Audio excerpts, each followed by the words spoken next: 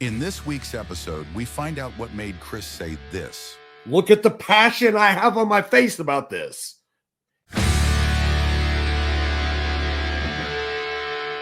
Well, here we go, folks. We are back. This is episode 22.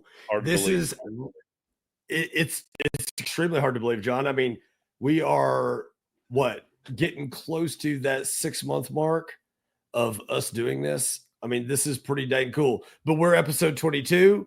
This is Lot Talk powered by Lotpop. I'm Chris Keene, one of the co-hosts. We got our great friend that we affectionately call Peepaw, who is also our Chief Experience Officer and Vice President, John Anderson. We're missing a partner in crime. I missed last week. Now this week, and you missed the week before, John. And now this week, our good friend Ronaldo. Hey, I hope you're having a great time, Ronaldo. He's at the Letterman's golf tournament and then going to the spring game. He's a guns up Texas Tech alumni, played ball for him, played football for him. We love it. We're glad you're there, Ronaldo. We hope you're having a great, great time with it. But, John, I'm super, super fired up because one of the things that is kind of near and dear to my heart is new cars, and new cars are back. What do you think, John? What do you think about new cars being back?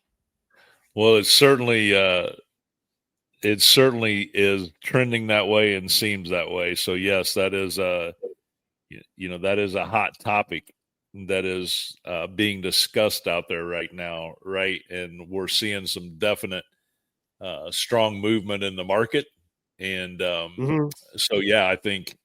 I still am trying to get my head wrapped around episode 26. But no, yeah, 22, John. You're 4 ahead. Oh, I'm sorry. Ahead.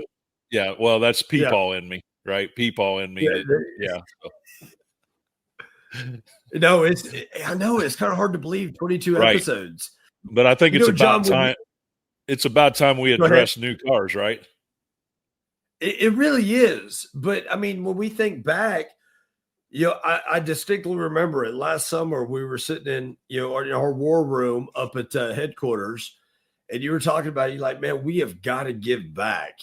I mean, we get so much knowledge from our dealer partners, from, other partners on the third-party space. We get so much knowledge from them. We have got to give back some of this to our automotive community. And when you come with that idea, it was almost like, what was that, Shaggy? So I mean, we were really fired up, and I mean, how quick it morphed to what it is. I mean, we've had great folks on like Tommy Gibbs. We've had our buddies over at Car Guy Coffee, Fred and Lou. We've had the great Stacy, the CRM queen. We've had Frank Knox on. We had our brother Zach Jones on. I mean, we've had a lot of great people that those guys have giving hearts and want to give back to this community, and have taken that vision that you had, John, and that we have as a company, as Dealers First, to give this information back. But you're right. It is about darn time we start talking about new cars, because they're back.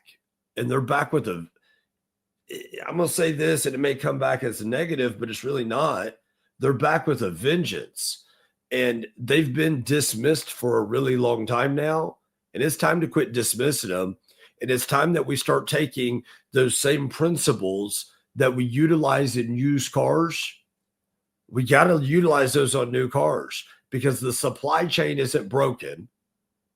We've got new cars on the ground, and we got quite a few of them. Hell, John, I can remember, man, I'll tell you, and I hope one of my old mentors is watching this, but he owned, one of the stores out of the group that we were with. One was a Mitsubishi store. And you remember that movie Fast and the Furious, John, when it first came out? Oh, yeah. Okay. So I'll never forget. Remember the Mitsubishi Evo? That was like the car out of the movie. Yeah. In the early 2000s. Oh my gosh, I'll never forget this. So we had this Mitsubishi store, and I get shipped what I thought was purgatory. I got shipped because you remember, this is the early 2000s, John. So I thought I got shipped to purgatory, and I'm in this Mitsubishi store. It's a newer point, and we're having to order cars. Well, we got the point. Then we start selling cars. And obviously, like most people back in the early 2000s, when you got a Mitsubishi point, it was purely to get the new car financing. So that way you had better options for your used cars. Right. Movie comes out. We got the Mitsu store. I got everybody coming in wanting to buy an Evo. And I was in a military town. So you got all these E1, E2, E3s. They're coming in wanting to buy these Evos. Well, these suckers, they couldn't buy cheese for a Whopper. I mean, they're making like $1,800 a month. Okay. Right. They can't afford the Evo. It was like, you remember back then, I think that car was like 35 grand. Yeah. Plus 30 grand. Yeah. Yeah. I mean, they were north of 30, and that was in the early 2000s. So I'll never forget it. I'm sitting down with my zone rep from Mitsu, and comes to me. I'm like, man, all these guys want these Evos, but they can't afford them. Well, Mitsu at the time had a Mitsubishi Lancer, which is all that the Evo was. It was a Lancer that they put that Evolution motor in that all-wheel drive and that twin turbo and all that. But then they had what was called the Lancer Rally Sport. They had it had the remember, it had the body molding, it had the wing on it. Yeah. Yeah. I ordered, this is no joke. Gosh, I wish I should have had him on the call with us today because he wanted to fire me. It was hysterical. He wanted to fire me. And then his partner said, hey, man, if we fire him, what the hell are we going to do with these cars? He's obviously got a plan. I ordered John in a fairly new Mitsubishi point. I ordered 45 Lancer Rally Sports with a shifter. Yeah, wow. Oh my gosh. When you stepped up. Oh, I did. I ordered all 45 of them. I got MF'd up one side, down the other, back up, back down the other side, and then threatened every day that I was getting fired. Yeah, but you made your zone rep. Yeah, but you made your zone rep happy, Chris. Come on, that's what what we're here for. And I got a case of golf balls out of it. But I ordered all these cars. I ordered all these cars. There you go. I got a case of golf balls. But they should have given you a free Lancer, is what they should have done. No shit. They should have gave me one of those. But no, I ordered all these cars. But the point being is back before we were even trying to, use inventory management tools, because we didn't have an inventory management tool. I mean, this is in 01. Right.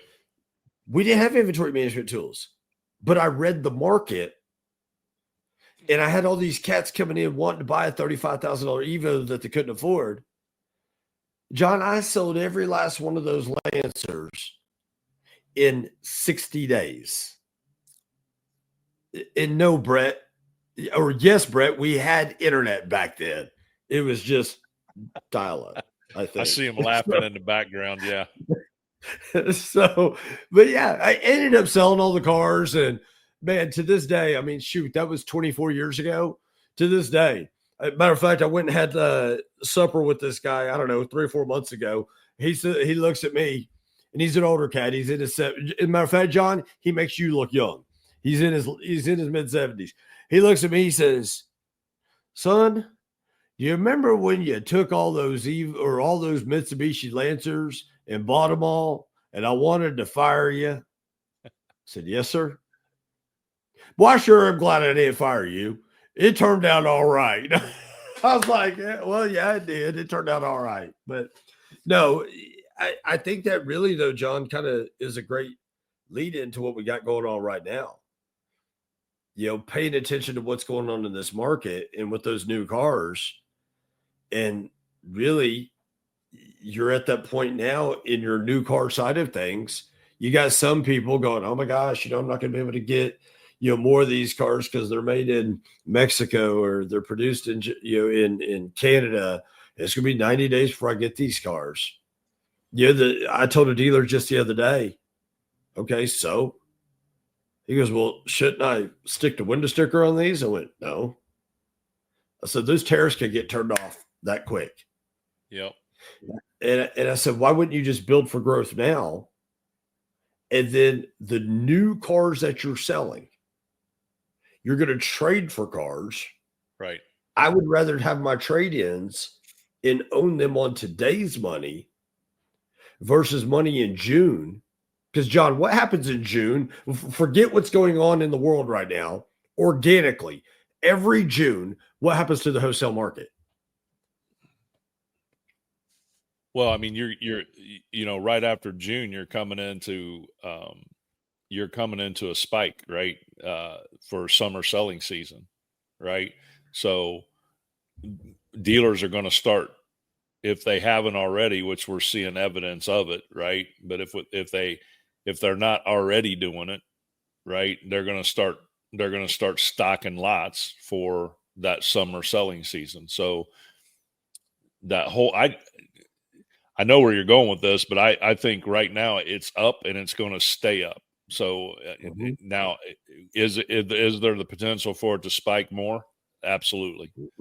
So to your point, yes, I think, look, it goes back to the same thing we talk about a lot, right? Is the volume mentality.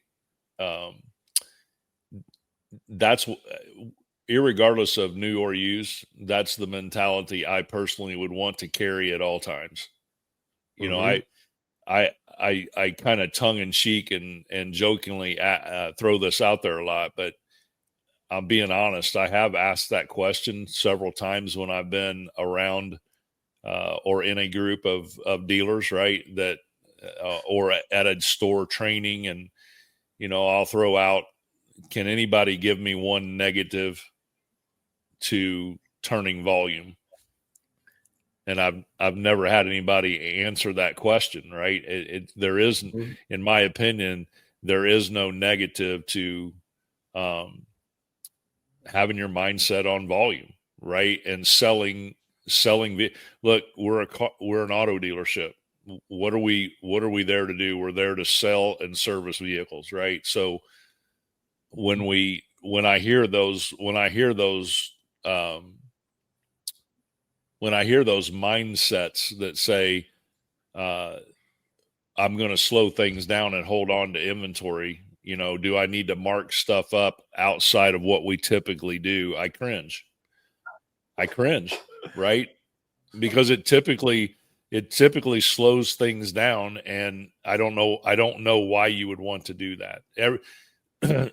How many times are we on a call and Chris, you and I do launches for new dealers, right? And part of that launch is talking about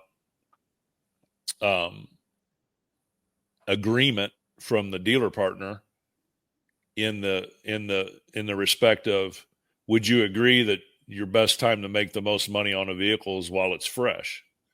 And I don't remember a time that anybody's ever disagreed with that, right? Have you ever had a dealer say, no, I don't agree with that? Absolutely not. I mean, they all say the same thing. Right. But to your right. point So there, John, it's one thing you have to also remember too, for those listening in, for those watching right now. Yes, the time to make the most money is when it's fresh, but we're also not blind to the fact that you got Bob and Betty that came in, traded their vehicle in, and it's their 15th car that they've bought from you, and they use your service department every single time. So there's value with that customer, but you had to step up and give more money for that vehicle. Also, when it's fresh is when you can mitigate the least amount of loss. 100%. That's what people forget. Yeah, 100%. So there, whether it's a new car or a used vehicle, right?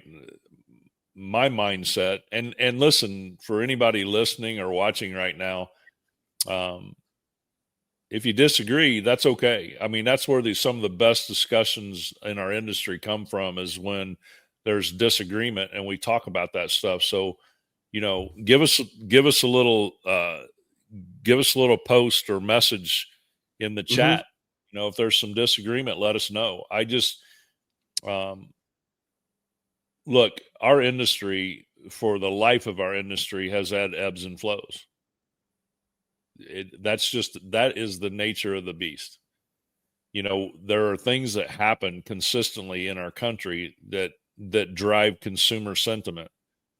So to me, consistency is the name of the game. And how do I keep consistency going within my new and used car departments? And I think, we're going to focus on new today, but I think those are some of the things that I think we need to touch on, right? What brings consistency, a form of consistency to my new cars, now that we know that the market's moving, right? We see the indicators everywhere that the market's moving. So what's going to bring that consistency to my new car department? What mindset should I take into this?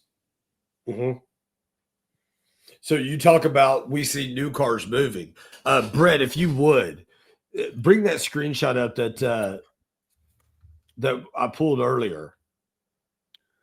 I mean, John, this is exactly what we're talking about. Now, Yep. We pulled some data here from two of the third-party sources that are cascading inventory out there into the market. And when we look at this here, 1.9 million used cars out there for sale. It's your new listing, yeah. brother. Yes, new car. Thank you. New cars. 1.9 million of them. You roll that clock back to the beginning of this year, the last week of December. John, that number was 2.2 million. That's a 300,000 unit swing in 4 months. Short period of time, brother. 4 months is being generous because it was really about 3.5, but 4 months that we've swung 300,000 in new cars. Now, I wish I would have grabbed the screenshot of it, because remember, John, when we looked at it, the used cars, that line has gone static, which is not a bad thing, because with these new car sales, trades have been coming in. So the amount of used cars has stayed static. Yeah. Contrary to what you hear from other folks out there, there is not a shortage of inventory, guys. No, there's inventory out there. Yeah, there's plenty of inventory out there. And again, to your point, Chris, and I think, you wanted to bring this today to talk about the new car side. And to your point, I'll be transparent, and this about me. I'm more of the used car guy, right? That's where most of my background is at, the used car side. But the fact of the matter is your departments should play off one another, right? And so again, when we're talking, if we see this run going on right now, like we're seeing in new cars, to your point that you made 5 minutes ago, right? What a great opportunity to move new cars, but also to have an opportunity to source for my used car department, right? So I can prop both those departments up by maintaining some consistency and volume out of my new cars, because a lot of those customers are going to bring a trade to the table. And if they're not, please, dealers, if they're not, please ask the question of your customer about what they're doing with their trade. I can promise you that most everybody has a trade, but I can also promise you that people are shopping. They're shopping both sides now. They're shopping their trade and they're shopping for the new car, right? So don't let your team pass up the opportunity to ask about a trade-in, because they may have already negotiated that trade with CarMax and they're just not telling you about it, right? So ask the question. It's an opportunity for you to get a good sourcing for your used car department. So I just had to throw that in there because, Chris, we're seeing a very low conversion of trades on leads with our dealer partners, right? So a lot of times those questions just aren't being asked.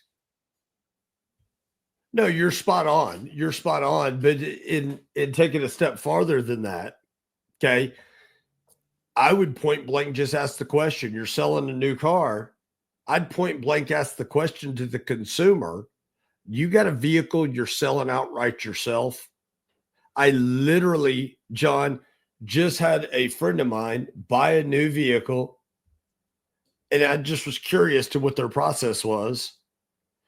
And what they did, they didn't use CarMax, they used Carvana on this portion of it, not the new car.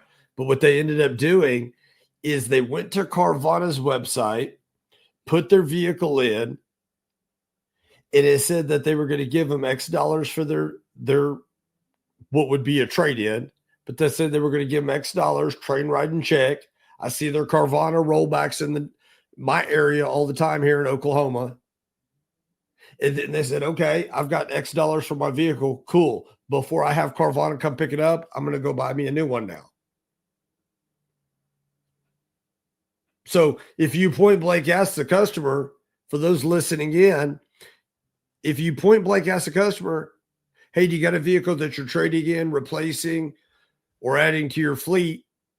They very well could tell you no, because they've already got their vehicle sold to Carvana. But if you point blank ask them, do you have a vehicle you're selling outright yourself? Oh, yeah, I've got my vehicle and I'm selling it to Carvana and they're giving me $25,000 for it. Yep. Oh, what is it? Maybe I could do that and just save you the headache. Well, and the tax savings savings, right? Yeah, for the states that have tax savings, Oklahoma, Texas, Florida, for you guys that have tax savings, ask the question. A lot of customers don't realize that. You got a lot younger buyers out there now. A lot of times customers don't understand that, right? So we've just got to have the conversations, right? That because they're losing that tax savings if their state has that tax credit when they trade a car. They're losing that by selling the car outright. So it's just a matter of having those conversations. And as you said, Chris, just ask the question. Right? It's simple. Yeah. What's the worst thing they could say? No, I don't have a trade, or no, I've already sold it. Okay, but I'm going to ask the question, right? Still going to ask it. Yeah. So, John, I want to come back to this screenshot. And for those listening in that can't see what we're showing new cars out there in the market for sale. And we're showing this pretty sharp decline and this now steady decline and then another sharp decline. And then you can see that sharp decline right there at the end of March, beginning of April, where those new cars, again, they started selling. And then you saw that sharp decline at the end of the year, which we always see. And then it usually just kind of stays steady, Freddy, until the summer selling season. Then you see another decline, but it came a lot earlier. Yeah. Because in my opinion, John, it's a lot of fear mongering out there. I mean, I was talking to a lady at church yesterday or Wednesday night. Was that 2 nights ago? And I said, she was like, man, we're in the market for a car. We got to hurry up and buy one because we're told that these prices could go up 25%. Yeah. I went, what?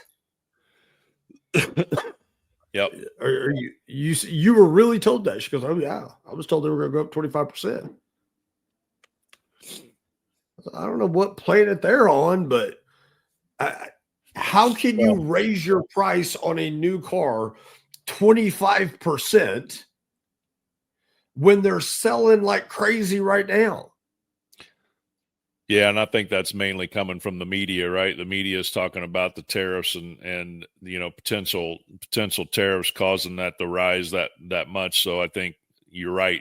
Customers are in a little bit of a panic mode, right? That they want to get something now as opposed to wait, and then they need a car, and then they're 25% higher based on what the media has been putting out there. So the fact of the matter is, there's just a lot of unknowns out there. So again, circling back to in a market that is volatile like we have right now and a lot of unknowns, then,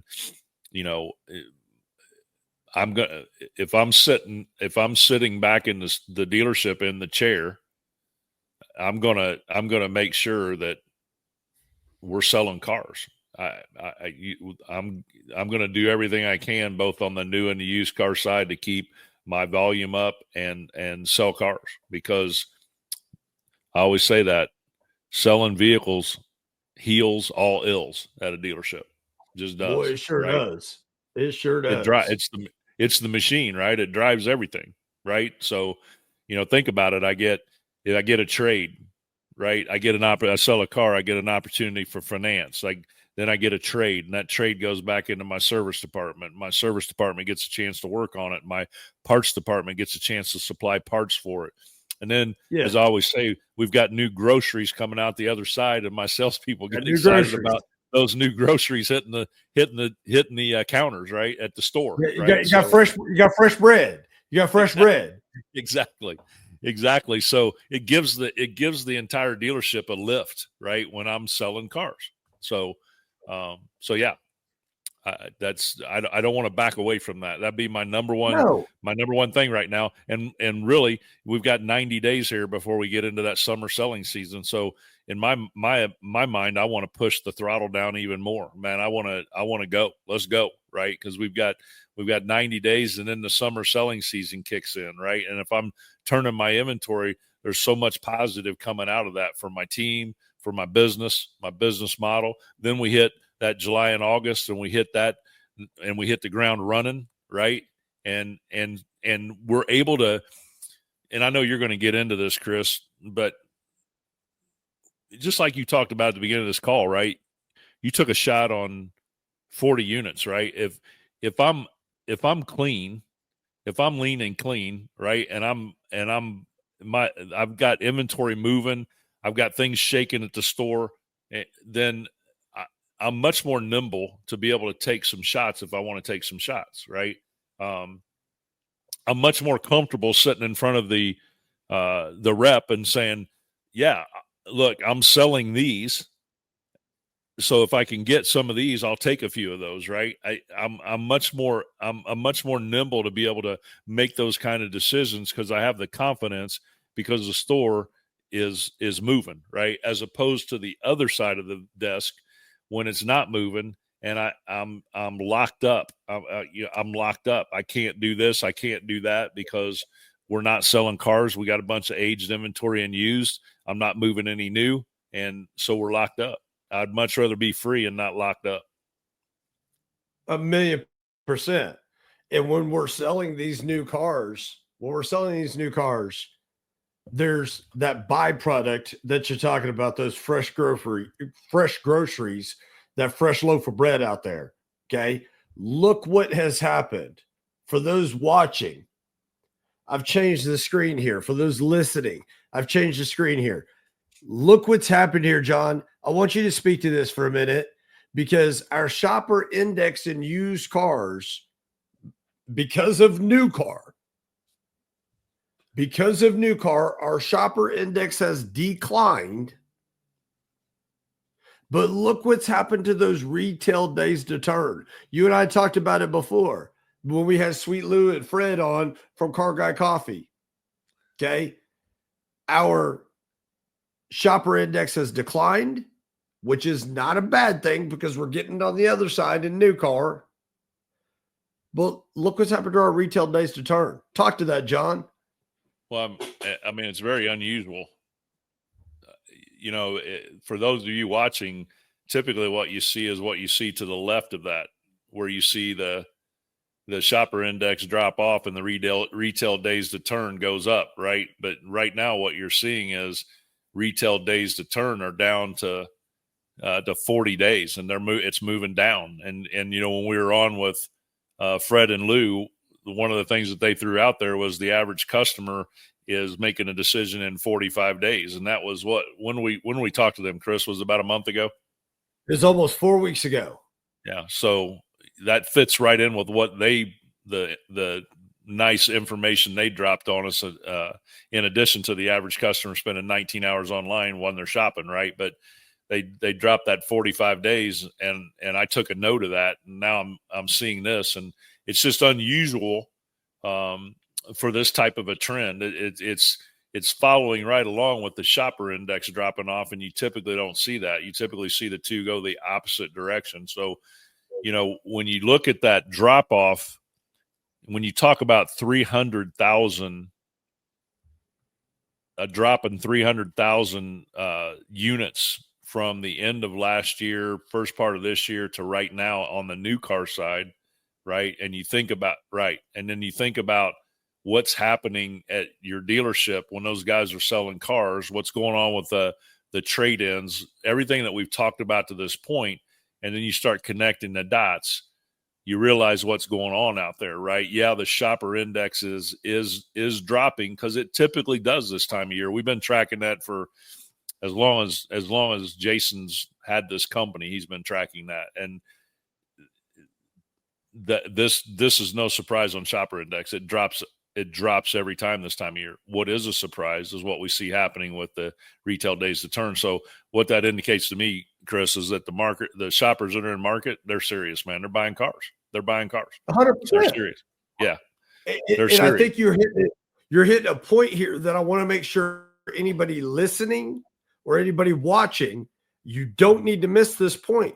The point being, when you roll back and look at February, end of January, February, the shopper index took a rapid decline, sharp decline, and the days to retail turn went up. Shopper index down, days to turn goes up. Yep. That's normal. Yep. But here we seen a sharp decline at the end of March, beginning of February, or excuse me, end of March, beginning of April. We see a sharp decline in shopper index, and that same sharp decline in days to turn. So you could look at the glass half full, go, oh my gosh, I don't have as many shoppers. The index is down. Okay, no, that's fine. There's just less people shopping used car. No kidding. Because as we showed here, and John said, we had 300,000 less new cars now because they're selling them. Those shoppers have now moved because of new car over there and less here. But the ones that are in your used cars, guys, they're moving quick. They are buyers, which leads me to this point. John, I told you about it, and you even went and looked at some of our clients here over at Lotpop. I've been watching from the East Coast to the West Coast, up north, down south, and all points in between. 24s, 25s, 23 models. I've watched those start slowing down because of new car. Yep. We got to pay attention to that. Over 30 grand on that, John. Late model units and over 30 grand. That's what we're seeing. So, again, I know that depends on the type of dealer that you are, right? So when I say over 30 grand, that seems to be kind of the average out there. But, some of our dealerships are higher line dealers, so that number is going to be higher than that. But and some lower. But that sweet spot seems to be that $30,000 number. And to that chart that you were showing there, one thing I do want to make a point, right? You also saw that the retail sales were trending down, right? Our dealer with 47%, right? So that means that we're selling at an average of under what we're stocking, right? That our sales have dropped below what we're stocking on average, right? So just to connect the dots a little bit further, Chris, and this would be said for new and used both. Guys, look, the data's out there. Check it yourself, right?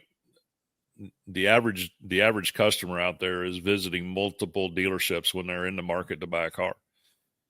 I go back to Lou and Fred and what they dropped on us, right? The average customer is doing 19 hours of research when they go to buy a car, right? And so, guys, connect the dots. You see the retail sales dropping. You see that the retail days to turn are dropping. You see that customer counts are dropping. We just told you that means that the buyers that are out there are buying cars and seriously buying cars, right?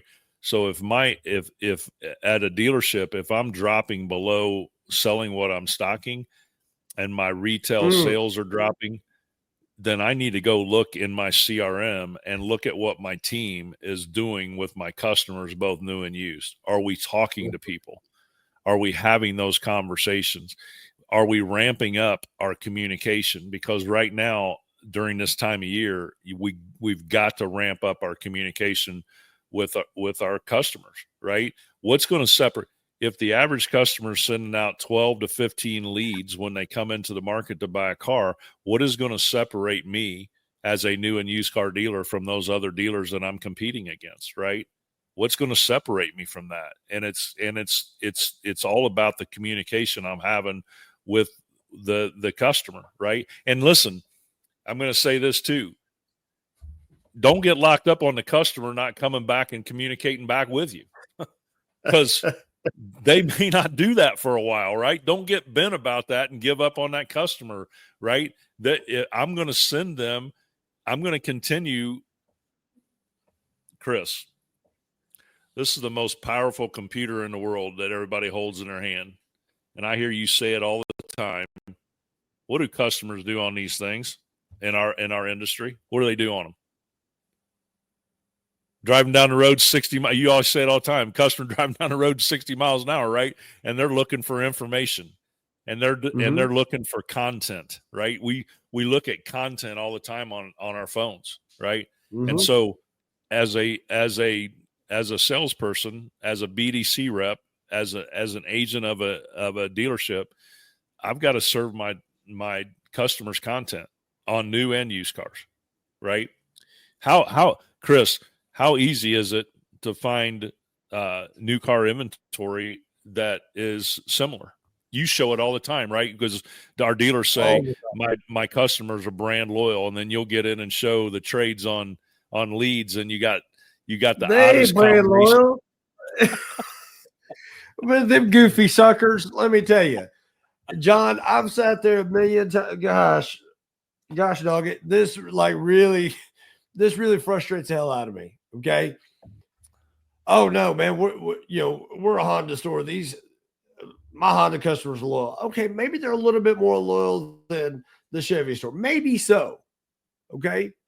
But how come I'm watching Mitsubishi stores take in 2021, 22 model short mile Civics, Accords, CRVs? Why is that happening? Because people are more loyal to their pocketbook. That's why. And customer service. And customer service. And quality customer service, because that is it. Listen, we got to put all this together. So I'm going outside the box. How lacking is customer service in general these days? Look, Chris, think about when you tip. I think about myself. I'm a good tipper.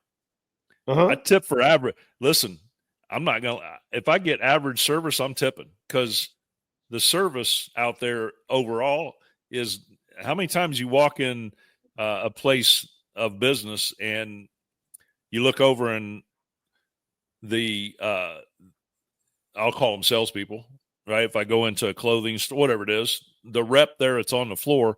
And I was just in one the other day, and they're looking at their phone. Didn't even acknowledge it. Didn't even acknowledge that I walked in the front door. Didn't even acknowledge I walked in the front door.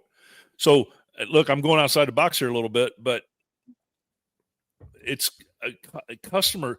Yes, it is about their pocketbook, but it also is about customer service. And that's how I change the ability to get customers to lean my direction, as I'm providing a quality of customer service to them. That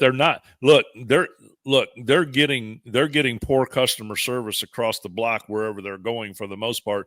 If I'm wrong, again, comment in the section below. If you guys are not seeing a similar thing that I'm seeing, but I just customer service in general these days is lacking overall. So if I'm giving customer service to my customers, and I'm giving time back, that's something that we don't look.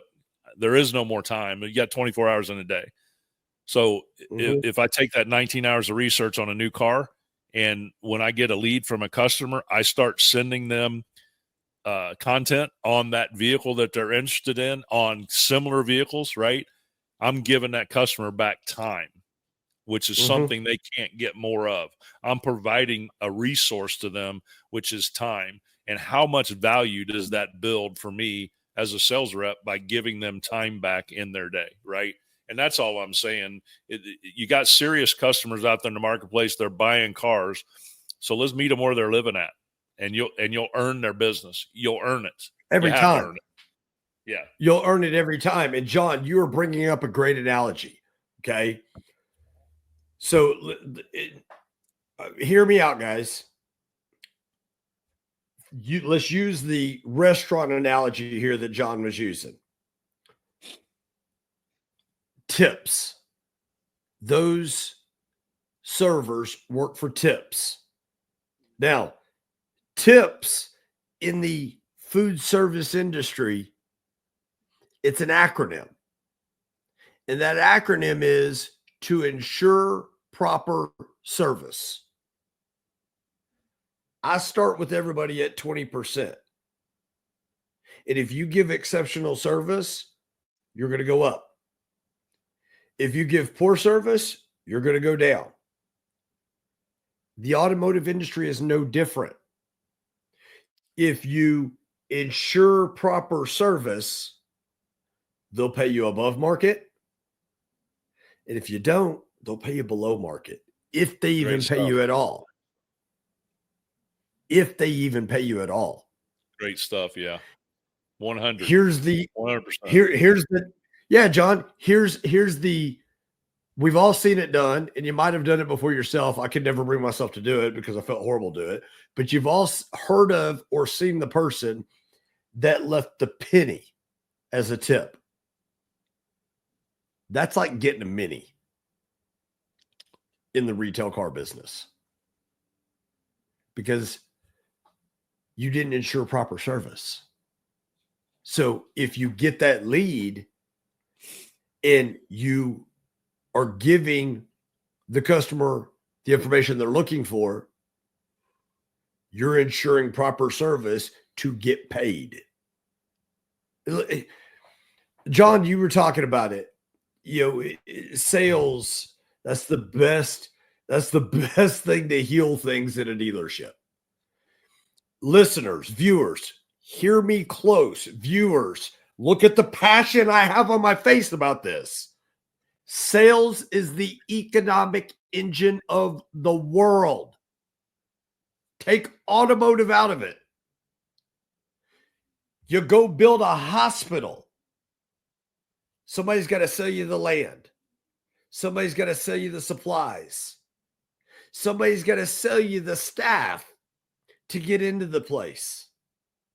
Then you got to sell good service to get people to come to your hospital. Sales is the economic engine of the world, period, end of paragraph. And we're all salespeople. Everybody's a salesperson out there. You sell, when you get out of bed every day, you sell yourself. Every day. You're either selling somebody or you're selling yourself. What is somebody going to get sold? So when we are looking at our new cars, they need to be sold because then you're going to get the opportunity to sell service to yourself, which is going to make you more money. And it's going to give more opportunity to sell this and to sell that and to sell this, sell that. Guys, new cars are back. New cars are doing exactly like they did pre-COVID. New cars are designed for market share and multiple streams of income. That's what new cars are designed for. The days of selling new cars for $5,000 and $10,000 and $15,000 over sticker, they're gone.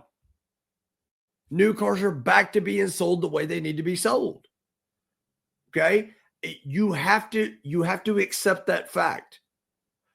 I get it. I had a dealer point blank tell me, Chris, we talked to our zone rep.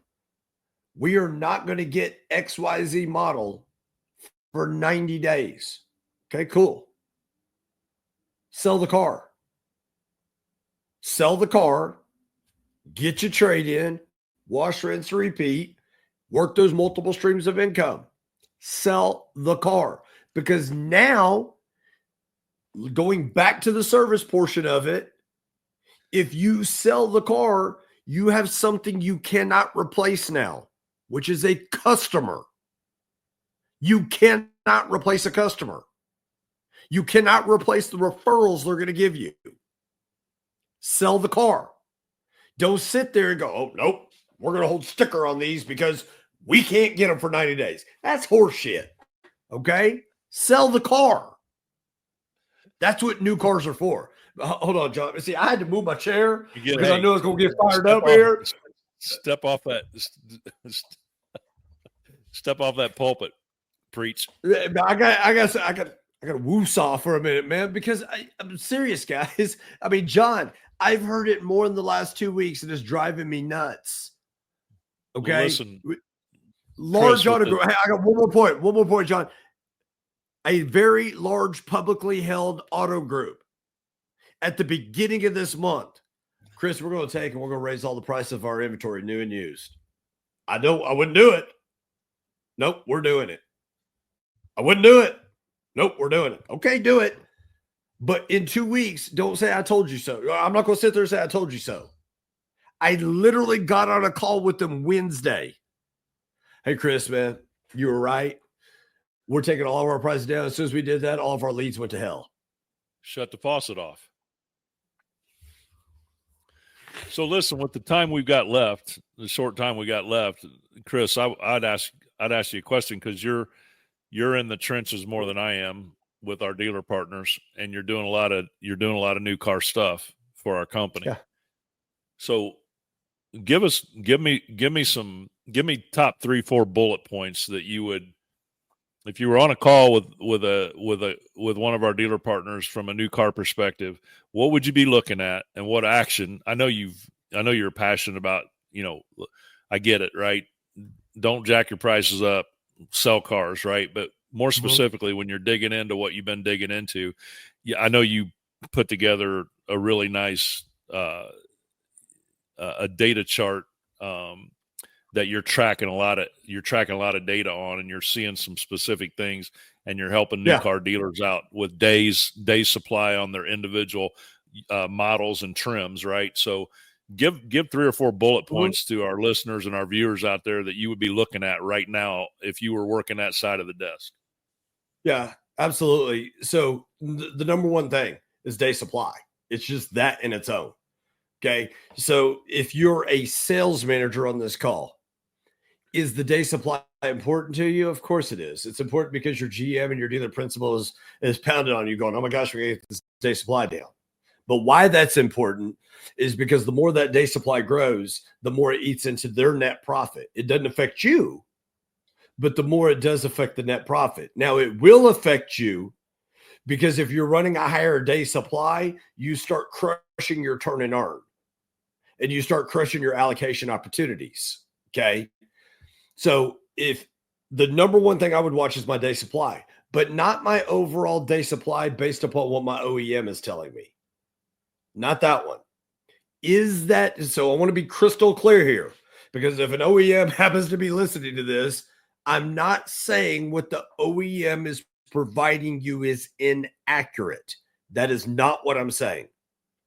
What I'm saying is dealers, new car managers, GSMs, GMs, sales managers, dealer principals, track your day supply based upon how you've been selling each model and trim over the last 2 weeks. Here's why. Because if you understand, and I'm going to use Ford, for example, if you're sitting there looking at your Bronco Sports And if you just look at the sum whole of your Bronco Sport, and your Bronco Sport is at a 3.5 month supply, that may be acceptable for you. You're like, okay, that ain't bad. I really need to get down to about a 2.5 month supply, but I'm at 3.5. That's not bad. That's if you're looking at that sum whole, it's not. But if you start breaking down and looking at the trim, Bronco Sport Badland, Bronco Sport this, Bronco Sport that, you're going to find that in that Bronco Sport, yeah, the overall is a 3.5 month supply, but certain trim levels are performing better or worse. More times than not, that's what you're going to find. Matter of fact, I just looked at a Ford dealer and looked at their F-150, and they're at a 75-day supply. Great. But then when I broke down and started looking at all their trims, they had 10 King Ranches in stock and haven't sold one in 2 weeks. They had 11 Platinums in stock and have sold, no, they had 21 Platinums in stock and sold one. You would think, okay, cool, it's their XLTs that are selling. No, 97 XLTs in stock and they've sold 10. The STX is what's been selling for them, which has helped what's what helped bring down that day supply. So I would tell you, number one, look at your overall day supply. Number two, break it down by trim. But number three, don't miss this part because it's going to come back to your used cars. If I could identify in my new car where I'm selling, why would I ever go stock a 23 or 24 model in that used car that I'm selling really well in new car? Because all that's going to do is create a museum piece in my used car department, unless you have a significant degree of separation. So what's a significant degree of separation? It's 85% of what you could sell a new car for. So if I could sell a new F-150 STX in a 25 model at 48 grand, if I'm not positioned to sell a 23 or 24 model at 85% of that 48 grand, why would I want to stock it? Because that 24 model STX, what do you think you're going to trade for? You're probably going to trade for another cheap truck. So those three bullet points right there, John. Overall day supply, know where you're at. Looking at each model and trim, understanding what the day supply is in each model and trim. And then when it comes to my late model inventory in there, or excuse me, when it comes to my sales volume, if I'm selling a lot of a specific model, why would I ever go stock it in my used car department intentionally? That's what I would tell you, John. It's good stuff, man. Spot on. I couldn't think of a stronger way to close. So, again, I love the nature of the conversation today. Obviously it was something that, we're 22 episodes in and we probably should have visited this sooner, but obviously the market has dictated some of what's going on. Right. And, I think you're spot on with with those 3 bullet points, and especially that last one, man, that's so important, especially right now. Like we said, we're looking at used car inventories all over the country, some in Canada, right? And just late model inventory in general. And again, at certain price points, depending on what you're a domestic dealer, you're a Highline dealer, whatever those price points are. One of the things I would recommend on that, and then because I'm getting over on the used car side and this is a new car, we're talking about new cars, but we're specifically with what Chris's bullet point was and what you're stocking. Obviously, if you're going to trade for it. But if you're going to go out there and source or stock, one of the things I'd really pay attention to is where are we selling cars at on an average investment, right? That's something we track. That's something we track for our dealer partners, right? We can see that we have a trend where we track. Here's where my dealership with my team and my market sell cars, right? And we're always looking above that number to see how is that inventory trending out that's above that number. And most of the time, a higher percentage time than not, that inventory is moving slow. So to Chris's third point, man, that's really important, guys. Understand what you're selling new wise, and if I'm bringing in late model inventory, I better be strong enough from a pricing perspective that I've got a chance to move a customer there. Otherwise, they're going to gravitate towards the new, especially with the incentives. I mean, you got CDJR and Ford out there with employee pricing, and that's and on top of incentives. So that's strong, man. That's stronger than a garlic milkshake, as I like to say. That's hard to beat. Yes, sir. There's a lot of good stuff going on in the new car market out there right now. Yeah, there really is. And, we're at the tail end of this, and we strongly ask that we would love to hear your thoughts around this new car piece. So comment below, or as always, John's number's posted, on the screen there, my number's posted, or you could go to lottalkpodcast.com. You can reach out to us through that. Our links are right inside there. We would love to hear from you. We would love to hear what's going on in your market, with your store, with your people, with your brand, and what you're doing to help penetrate the market, to help stay ahead of the curve. We would love to hear. We would absolutely love to hear about that. And any comments. More importantly, if you disagree with anything we've thrown out there, let's have a conversation. 100%. Because guess what? We may be wrong. And if we are, we want to know it. And we want you to tell us we're wrong. And we want you to prove to us that we're wrong. And we will publicly correct ourselves and give you all the credit for it. Bring you on the podcast. We'll bring you on the podcast. 100% bring you on. So listen, I welcome anybody that says I'm full of crap. I mean, I do, because that's how I don't get bent about that, man. That's how I learn, right? Yeah, that's how I learn.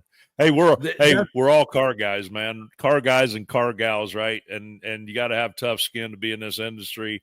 So that goes to one of our core values here at Lotpop: collaborate without ego. 100%. We'll gladly do it.